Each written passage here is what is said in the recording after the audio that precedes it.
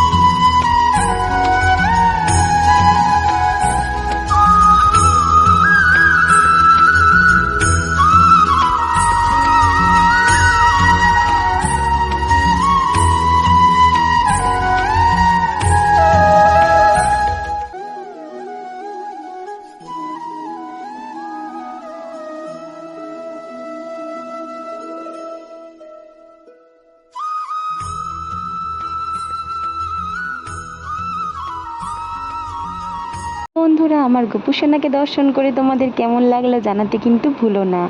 এরপর আমি একটু পরে তোমাদের সামনে নিয়ে আসছি কি, এতক্ষণ তো গোপু সোনাকে দেখলে, এবার আমার সোনা মাকে তোমাকে দেখাবো। দেখো কীরকম দুষ্টুমি করছে গোপু সোনাকে নিয়ে, যেন মনে হচ্ছে ওই।